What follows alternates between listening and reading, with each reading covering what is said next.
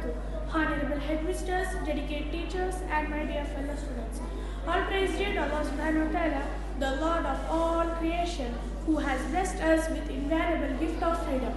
Today, we gather here with hearts full of pride and gratitude to celebrate our nation's Independence Day. This day holds deeply spiritual meaning for us. In Islam, loving one's homeland and working for its best prosperity, it is fundamental duty. True gratitude to Allah means protecting the freedom He has granted us and utilize it to serve humanity. Freedom does not just mean in leadership.